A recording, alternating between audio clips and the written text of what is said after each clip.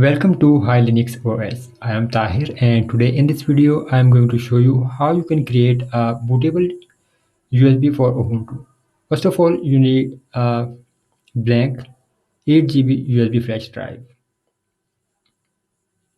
or sometimes even 4 GB will be good enough.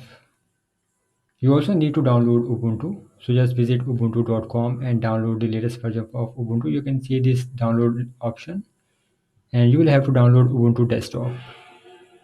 The latest version is 1804 LTS, which is supported for 5 years. And then we also have 19.10, which is only supported for around 9 months.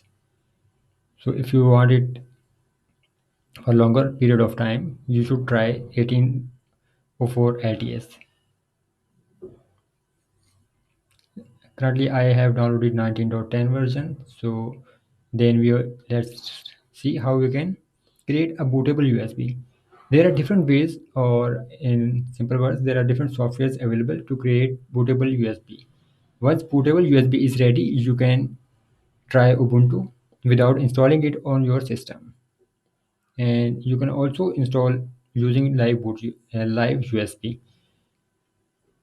I am using Linux and I'm using MX Linux on this system. So I can try Live USB Maker. It's called MX Live USB Maker, which is a free application.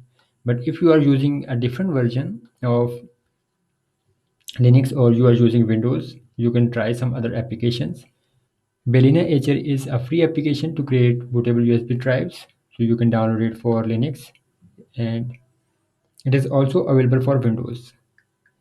We also have Rufus, which is a free application, and I have tried this application earlier and it works really well.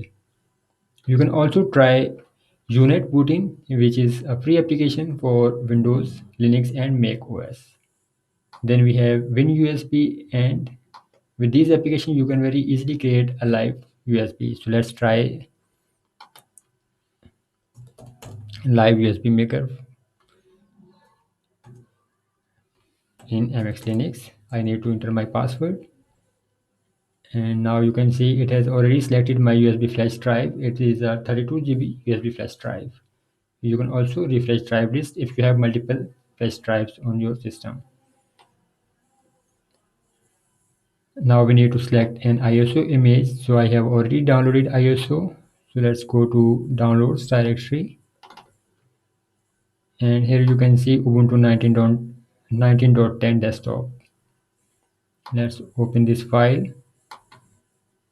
Now we have some more options. So in dry run, no change to system, we have clone an existing live system, we have encrypt, and some other options.